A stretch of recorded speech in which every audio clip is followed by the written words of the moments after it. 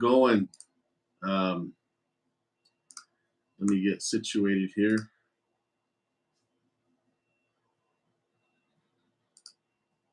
So I'm doing a live a little early today. I've been wanting to get on here for like 2 weeks, but I've had stuff going on outside of work, family stuff, all good. And so I went on a little trip. I guess it was last week, and then I came back, and then today, it's one of my daughter's birthdays, and so I got to leave early, and I thought, you know what, I'll just do a live early rather than push it back another week. What's going on, guys? Let's hear it. Middle of October, things are going pretty good. Might have a visitor come in. It sounded like I heard the door open. But anyway, things are going good. And, blowouts are happening right now. It's going so smooth. I've got two sprinkler guys doing blowouts every day. And I've got a third sprinkler tech who also has an air compressor on his truck who can do blowouts. And he does when we have nothing else to do, but he will go and do repairs still. We're still getting repair calls. So he's still replacing valves, things that people at the last minute realize they didn't get fixed this year. And so they're calling to hurry up and get it done so that they can blow out their system. So it's going really good, really smooth. So that third tech is actually not making as much money as the other two techs because the repairs take a little bit longer, but it's just good for to get out there, just brand recognition. We're still doing repairs. We're still able to tell customers, yeah, we can do that for you. So I don't know, things are going pretty good with the blowouts. I changing the subject a little bit here. I actually am revisiting my Kobe A score. I don't know if you guys have ever taken a Kobe score. Um, don't know that, but I've watched it, or not watched it. I've taken my Kobe score a while ago, and I just kind of was just caught up on the numbers, right? So my Kobe score is 754. No, sorry, 5743, and so basically what most people who know Kobe score is, they say that, well, that's a follow through. That's what I am, right? So I was kind of always just focused on that follow through number, but then I was really just kind of bored this morning, and I kind of logged into my Kobe index login, and I revisited all the scores, not just my follow through score. I watched I listened to to all the different modes that they've got, action modes that they've got, and I was pretty impressed with the numbers that I never paid attention to, which was implementer. I'm a 3 on implementer, which means uh, so out of 1 to 10, if an implementer is a 10, that means they're the ones that actually want to use their hands, work on equipment. They're really good, and those are engineers basically that like to use their hands and like to figure out problems, but also be the one to actually fix it.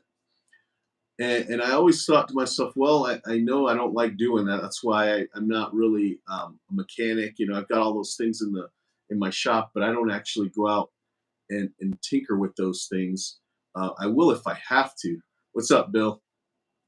But um, but my instinct is to kind of let somebody else deal with it, know that there's an issue, and kind of fix it through other people, not necessarily me. So I kind of always knew that about myself. But when I actually looked at the Kobe index score for just that one particular thing, which was implementer, um, I wish I didn't delete out of it so I can read it. Maybe I can actually. Let's see here. Implementer. Anyway, it's really interesting because basically what it says is I don't need to see things like happen with your so there's more to it than just fixing equipment, right? You can kind of like look at basically a new service offering, for example, and instead of actually doing the service and seeing how it's going to work, because my Kobe score index for implementer is really low, that means I can envision it, right? So it's like I can see it, and that's kind of what I do. Like that's what I do. I can see those kind of the way the operations should go instead of actually being the one to do it beforehand. I can kind of just like plan it out. So I never knew that about myself. I mean, I knew that about myself, but I never heard that. So I found it here. So let me see if I can play it. Found it way. here. So at one end, the 1, 2, 3 level of fact finder, you generalize. At the other end, up to the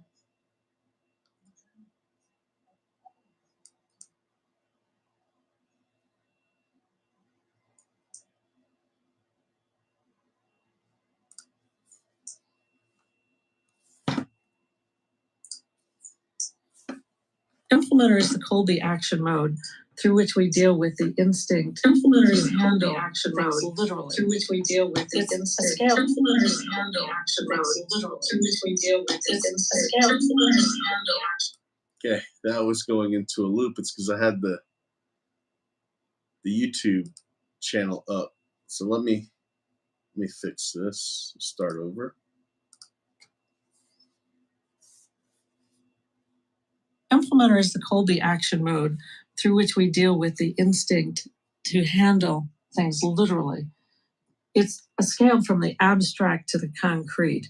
The 1, 2, 3 level, you imagine results. You don't have to touch and feel them. You just are able to look at them from inside your head or from a distance or hear on the phone what's happening. At the other end, it's very concrete. You need to touch it, actually interact with it, deal with the three-dimensional aspect, to build it, to be very concrete, to construct. And you don't have to touch and feel things to know they're there or to know what's happening. That doesn't mean that you don't have a sense of the environment around you, but it's a sense of. It's not a hands-on three-dimensional, you have to touch it. So anyway, I thought that was kind of cool because when I see implementer and I get a number 3 on implementer instead of like somewhere up higher, my first thought is, well, I don't like to be hands-on on certain things. But I never actually listened to that before today, where it's like, well, you don't need to touch it. You can envision it, and that's what I do. So I think my point is, when you're doing a Kobe A score test, you don't. I think low numbers are also like really good for you to know, rather than just the high number. You know what I mean? So I don't know if you're interested, but I've got my high number is follow through. So let me play that one for you. And I'll show you my score too here, all of them. MO is shorthand for modus operandi or mode of operation. Colby has 4 modes, so we could say modes of operation. But to summarize it, it is your innate pattern of taking action, the behaviors that you will use in any situation, any day, any time, as long as you are striving and as long as you are working toward either a decision or some kind of action in the creative problem-solving process. So your MO doesn't come into effect when you're relaxed or doing recreational things. At that time, you're not striving, but anytime you are, your modus operandi, your MO, that pattern of action will be in place. An action mode is a cluster of behaviors that are derived from instinct. Since instinct is a subconscious force, we can't measure that, but we can measure the actions that we can see, observe, and report. There's a continuum of behaviors in each of the action modes. No matter where you are in that continuum, it is an equal strength. To help you kind of summarize where you are, we've given you the number from 1 to 10. Okay, well, I guess that explained the modes, or what that is.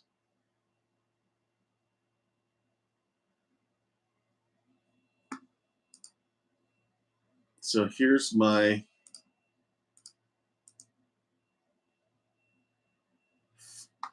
one that I have the most in. It's called follow through. Follow through is a Kolbe action mode. It's the term we use for that method of taking action that deals with organizing, storing, and sorting information. At the low number end of follow through, it's an ability to be highly adaptive and multitask. At the high end, it's being very, very systematic, where you put things into sequence and where you build in a lot of structure. So it's from chaos to highly organized or sequential. What on earth would the world do without people like you? You have this fantastic ability in the follow through mode to organize, to classify, to put things into systems, to set up structures that the world can depend upon. You're the foundation of so many things being workable. Where you are in this continuum is critical to keeping the world from bumping into itself. Well, that's my strength, is follow through. I'm totally a systems oriented person. I gotta have systems. I feel like if somebody makes a shortcut here, instead of doing things like in order, and they're just like, you know what, I'm not going to do those two things unless they need me to, I'm going to do this one, it drives me nuts. And so it's really good to know beforehand what your strengths are too. So in the previously, I've had all my employees take that Kobe score after I've hired them, which I guess it's cool. It's cool. But I think it'd be more important to have people you're gonna hire, or like a position that you're looking to hire and somebody who's interviewing, take that test first.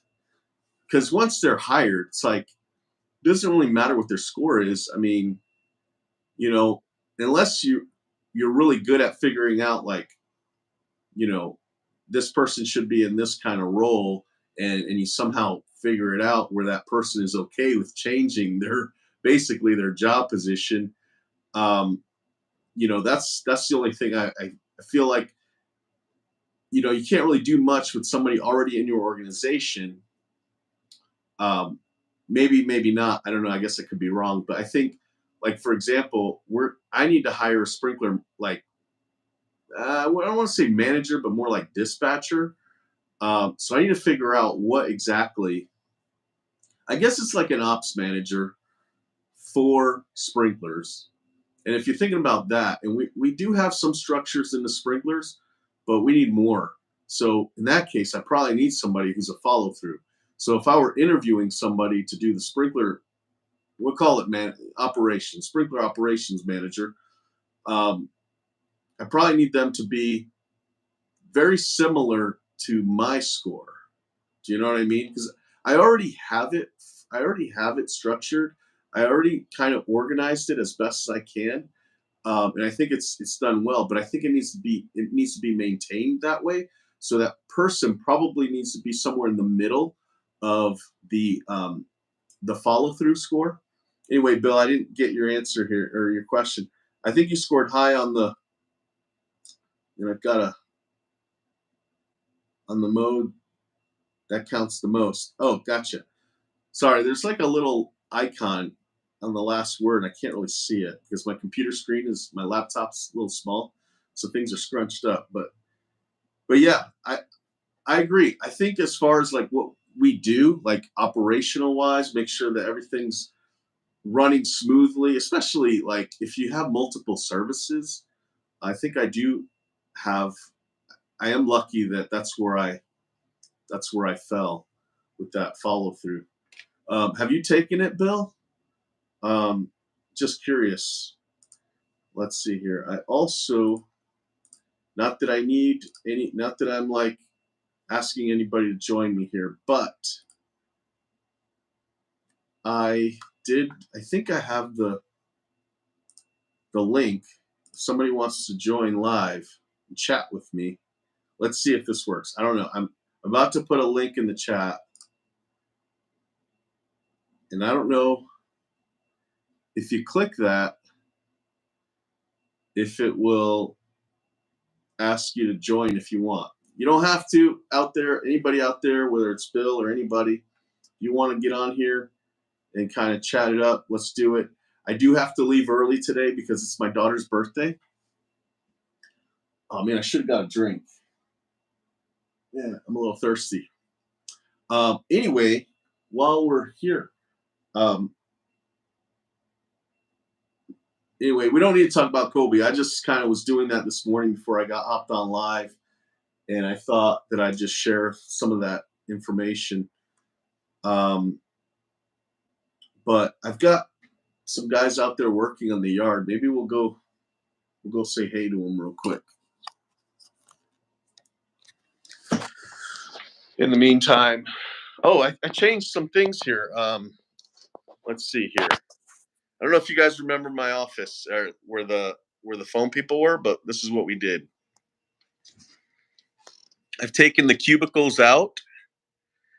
So now we've got a standing desk here for anybody that comes in, because we've got some field people, estimators and things like that that I put this here, and they've been using it. They've been using it, so they can come in and just kind of talk to whoever they need to. No, I haven't, but I managed big box retail for 20 years and have a good idea of what qualities are important. Yeah, right on. And so it still seats 4 technically, since we've got this one desk here and then these 3 other desks here, and sits them pretty comfortably. I don't know. They like it so far. Everybody likes it. And then I've kind of made this room, which we had some desks in here. I kind of made it just like a sort of a break room kind of thing, but I did put the printer. So I did keep one of the cubicles and kind of used it for this stuff. And then this was, once upon a time, a long time ago, was my office, but I've got these awesome Costco up and down desks. They're not plugged in right now. I just kind of threw everything here, so it's kind of a mess. But once I organize this, we could have 2 desks here for like Jose, who needs to buy parts, or the sprinkler warehouse manager, if they need to come in and buy parts, they can each have their own desk. So that actually worked out, and it was just by luck, because I just needed a place to move things while I was organizing the other room, and it just worked out. So let's see what's happening here. Oh, I didn't know you guys were here. Sorry, just doing some videos. So I knew that some guys were mowing, but I didn't know you guys were coming. Do you have a lot to do? Okay. Cool. We need some candles today. For what? Got the clips so I can be pulling with us. All right. Well, we've got some guys out going out. I thought the mow guys were coming out, but we had 2 days of rain, and we're behind. But I think they've only got 2, and then after that, we're all caught up, and all the money is that was on the table. We've still got it. So here we go. I wanted to show you guys. We're getting the plows ready for the year. Also, this is kind of cool. I bought one of these grandstand hitches to put a plow on there. So I was able to buy the hitch, and I called Ballard. So I called them and they said that they don't have plows yet for the mowers. But if I ordered this, so I don't know if they were just trying to sell me some more, but the sales guy over there said that if I bought that, he would try really hard to get me a plow before they, like a pre-order kind of thing. And so I was like, yeah, let's do it. So this is really funny because this mower it's having problems. There's a pulley in the middle. There's a pulley in the middle that isn't centered right, and it's probably worn out. So my guy that fixes this stuff said that we need a new pulley, and it's not an easy fix because it's in the middle. Whatever, you know what I mean. So my point is, this mower is kind of, we're not really able to use it for mowing unless we fix it, and we could do that. We should do that. But what it got me thinking was, if we bought mowers like the grandstands that people didn't want because they were old, but they drive pretty good, then we could just buy a bunch of used old grandstands and put these hitches on them, and then we've got little I don't know, grandstand plow equipment. You know what I mean? So that's kind of what we're gonna try and do. But we're going to be winterizing this. So today, me and Jose, we're going to do a little video. We were going to do a video on how to winterize this with the hydraulic fluid, grease, and just making sure it's all ready to go for the winter. But I have to go soon, so I'm not able to do that today. But he's got it here on this this little stand here so that we can kind of show it a little better when we do the video, which we'll probably do Monday. It'll probably be a video short. But anyway, that's kind of what I'm doing today. Don't know if that link worked. Would somebody click that link just to see? You don't need to come on here if you don't want to. Hey, so the truck didn't start? What the hell? Oh, so we have to fix that? It's all good. So we have to fix the starter or whatever it is? What was wrong with it again? So we have to fix the fuel pump? And that would have started it just now? I mean, the front doesn't have the pressure they need for it to come back. Okay. So I mean, by so it doesn't back. We don't need it. So. Yeah, we'll wait. Thanks, bro. Sorry. One of the trucks isn't working. Hold on 1 second here. I'm getting kind of worried that my mow guy's still not here. So I'm going to ask Jose. Hey, Jose. So where's Marlon? Are you sure? Yeah, I think that's Okay.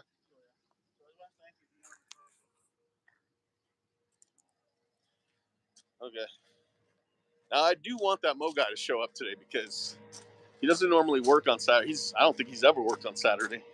So we had a mow guy go on vacation this week, and plus it rained 2 days, and it was like a hard rain too. It wasn't like light. Like they actually couldn't finish their lists, and one guy didn't show up, so we actually had like 2 days where the jobs didn't get done from one mow guy. So we had to try to fit those in yesterday and today.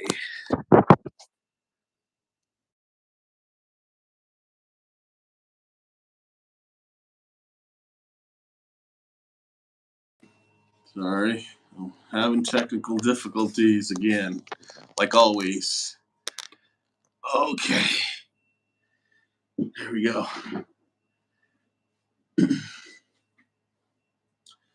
So it works.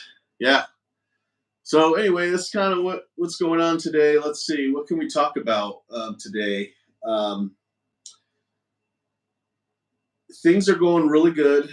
I wish that the season was probably 3 months longer because, 2 months longer at least, because we started 2 months later than normal.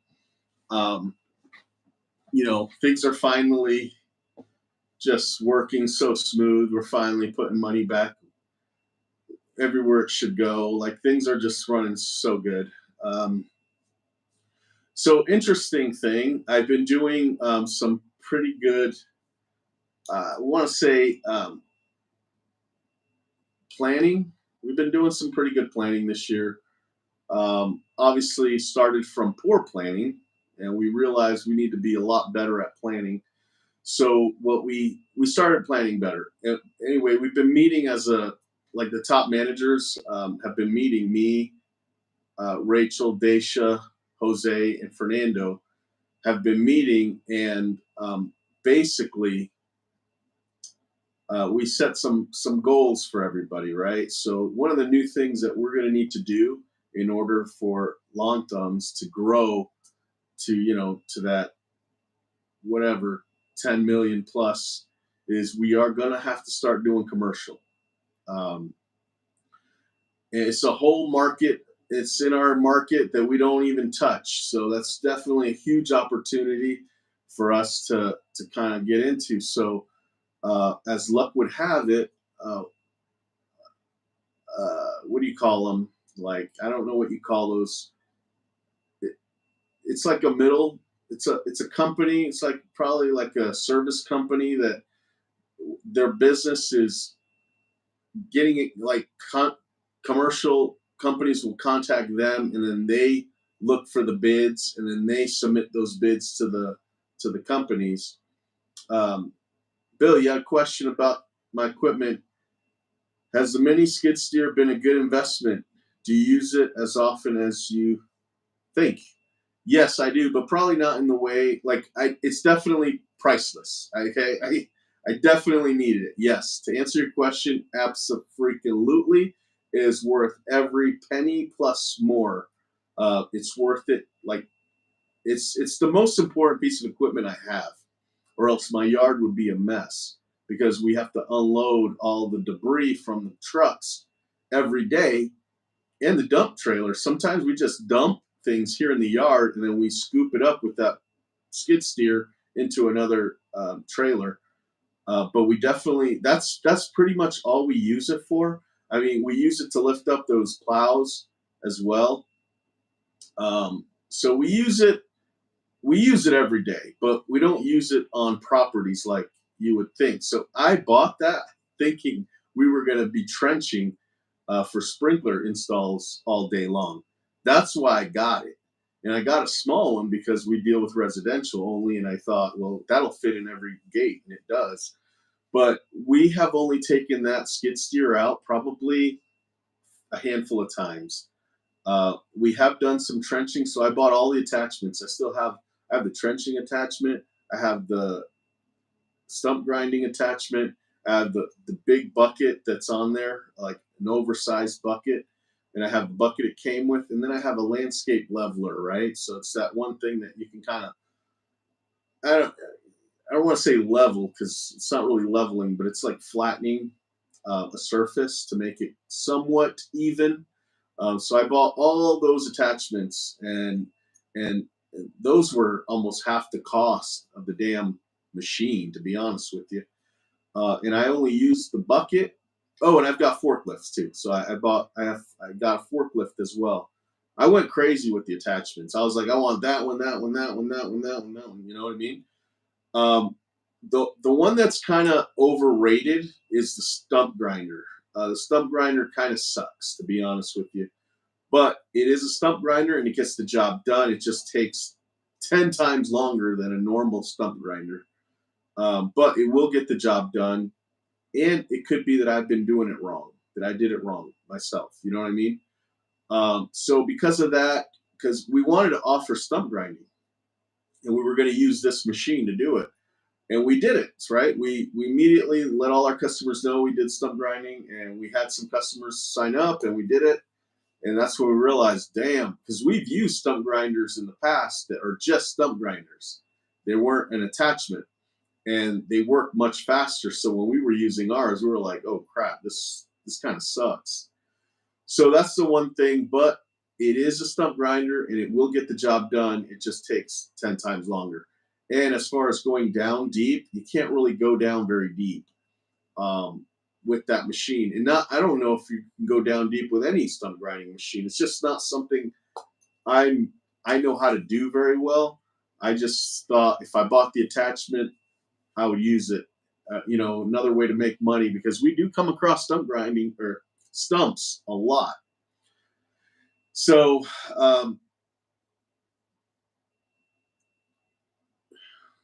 but yeah. So anyway, that's to answer my question. Answer your question. It's definitely worth it. I mean, I bought it.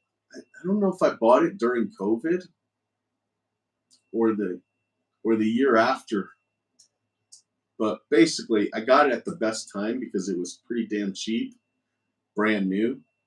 Um, whereas I've heard that those have gone up in price like crazy since COVID. So yeah, I got a good deal on it. We have used it for like when we have big rock jobs, right? Like where there's a lot of like the 1 inch or 2 inch rocks, and we're spreading that. We'll scoop that up in front of the house and pour it into the guy's wheelbarrows, and that works really fast. It makes things so efficient. So yeah, I've considered getting one for landscape jobs. Yeah, if you're going to use them, I definitely recommend it. I just feel like the ones with the four wheels, and not necessarily wheels or tracks. I don't really know. I don't really care what the difference is. I don't. Obviously, I have tracks. With a machine that small, I feel like the tracks is fine. But I feel like if I were really to use that machine on properties every day, I would want it to be that bigger skid steer, the bigger one. You know what I mean? You can do so much more with it. The height on this one's really short, so in order to dump it into the dump trailer, we have to go. I had to dig a hole in the earth, and drive kind of like a ramp and drive it down so it would reach. That's one of the biggest pain points of that little machine. It's not tall enough to scoop over a tall dump trailer, and it's really slow, which could be a good thing, I guess, on properties, but it can't really do much, right? Like, I'm not sure, like, it kind of depends on what service you use, right? So if you're picking up like tree limbs or big trees, you want to get the claw. I'm not sure because the other part about it is like, this machine is so small that sometimes when we go to lift something up, it wants to tip forward. You know what I mean? So it won't do that if you fill up your bucket, if you don't overflow it. So I just think that machine in particular is a little. It's perfect for what we use it for, which is unloading the debris into our yard or from our yard onto the dump trailer. It's perfect for that, and to help out moving things here and there. That works great. I feel like if that machine was on properties all the time, it's just too small. It's not strong enough. Um, but you know what? I could be wrong. I don't know. I would just get a bigger one if I were using it for landscaping. But you would know, right? I mean, you should know if you rent them and it's perfect for you, then yeah, I would definitely recommend getting one. I just got a request.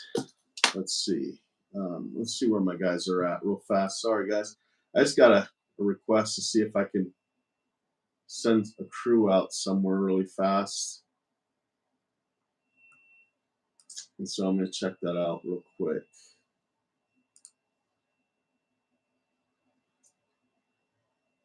Nope, they're not in the area.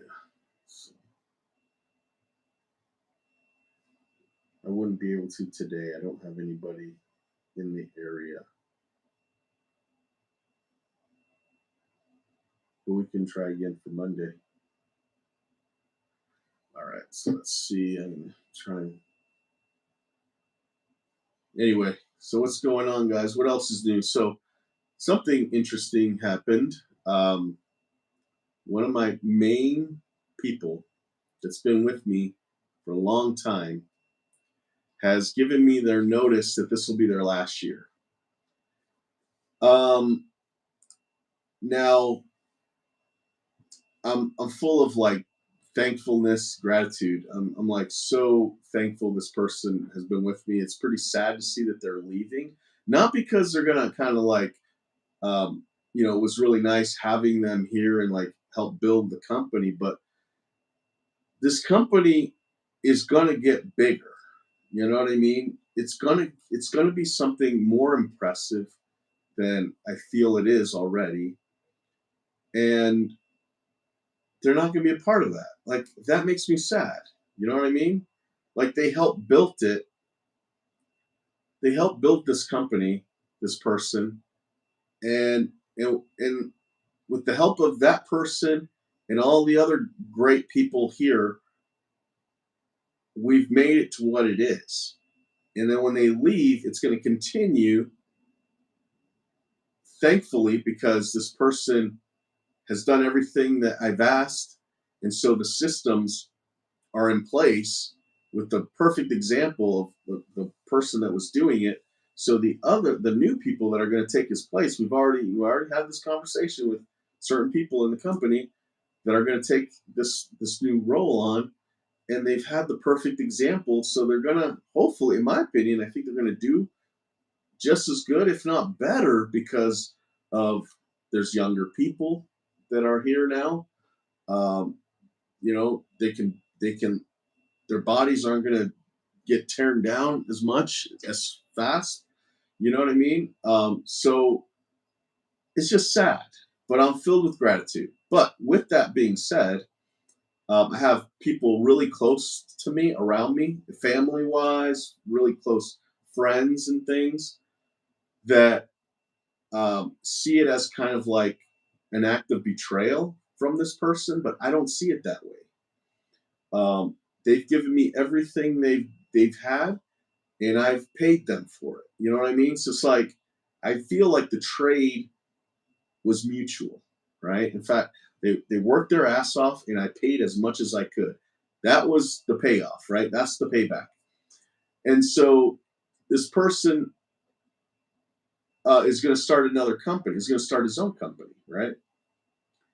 And he's pretty much, maybe not intentionally, but unintentionally advertising his company while he's still working for us. And again, I've had really close business friends say, "Do you have a non-compete in place?" And I'm like, "Yes, I do."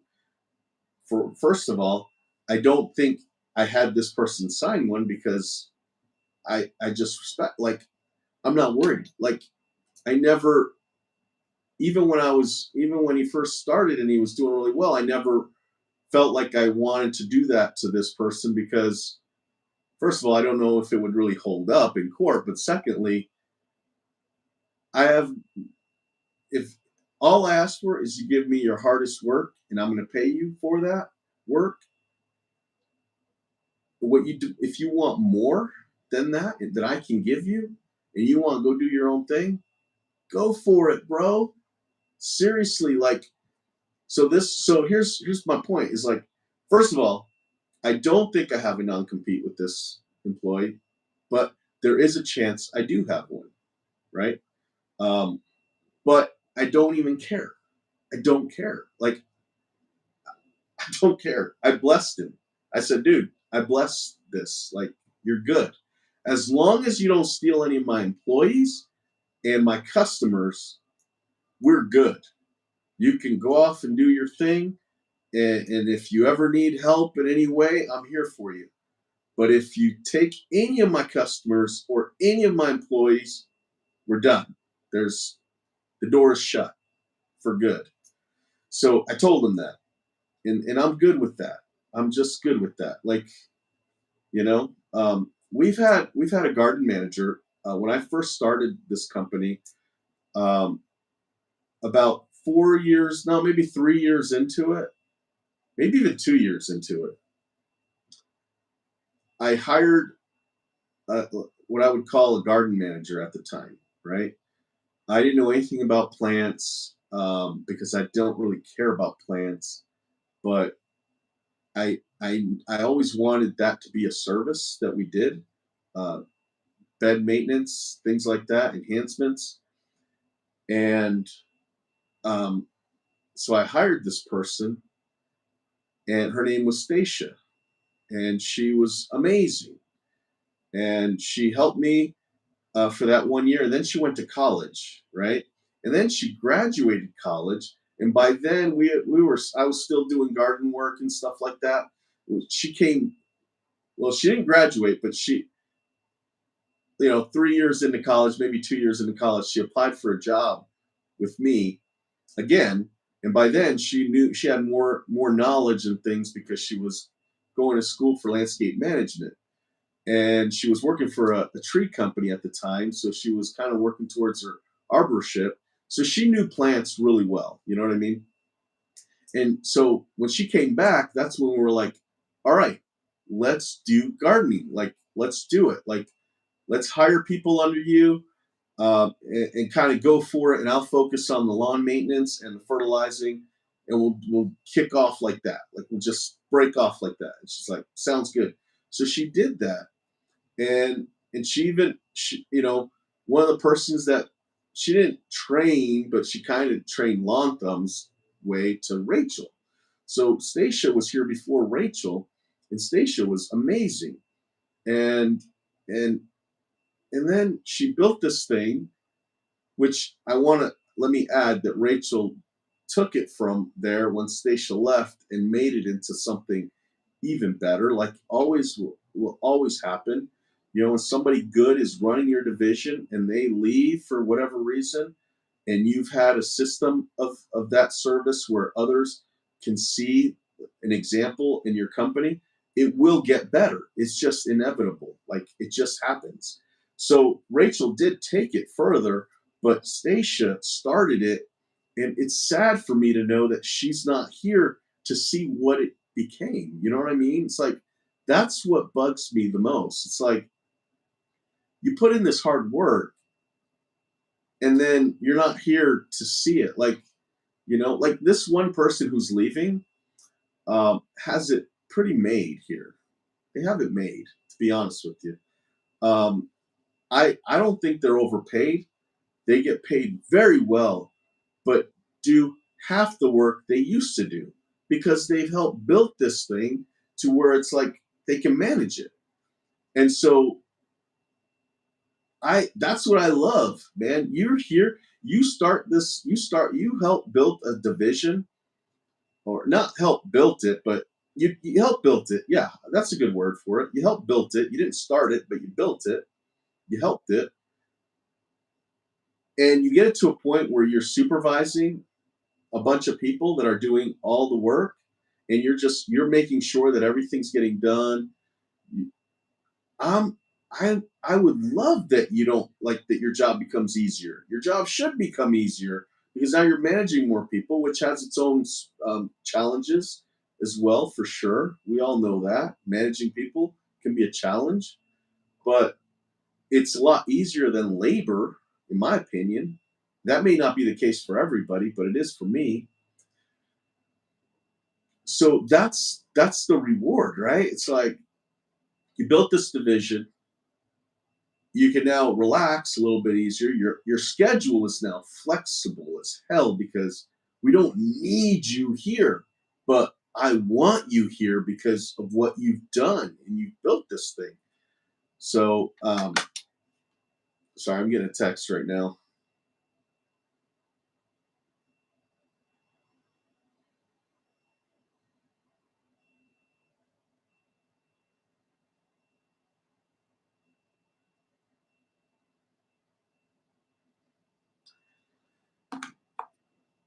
So anyway, that's kind of the sad part about it when somebody, you know, who helped, who basically did their job to the fullest is leaving. That's what makes me sad. And that's also something I'm always aware of.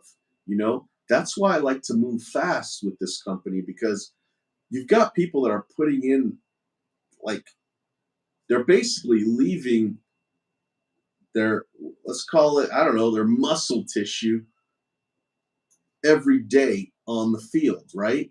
They're leaving a part of their youth, or whatever you want to call it, on the field every day. So I don't want people working to the bone for 2, 3, 4 years and us not be in a much better position than we were when they first started, because they gave me their strength for that time. And so I want to be able to reward that for them when the time comes, or, and when they leave, it's kind of like, dude, you did all this work. And okay, now listen, he's going to start his own company. If anybody can do it, it's probably this guy. I truly, truly believe that. But I also know, like you guys all know, it's going to be hard for this person. It just is, like, things look all fine and dandy for me, but some of my workers make more money than me this year. That's not always the case. And that may not be exactly true, but you get what I'm saying. Like, I'm not like, my employees' pay is here. Mine is maybe right here this year. I've had years where it's been like this, probably, but this year was really tough for me. And so it's like here, maybe it goes like this. There's been times where it's been like this year, and people don't see that. They don't get that. You know what I mean? It's like, it's fine. Like, it's an investment, but it is the way it is, right? It's not like, I don't know. So, but how can you blame anybody, right? We all took that leap. All of us here took that leap and wanted to go start our own thing. And some of us are doing great. Some of us maybe not doing amazing, but we still have freedom, right? Like, we have that freedom of not having a job, or if it's a side gig, I don't know, making some extra money. So it's not a bad thing, like, but I just feel like, I guess because my mentality is, I'm growing this company for the people that are growing it, not necessarily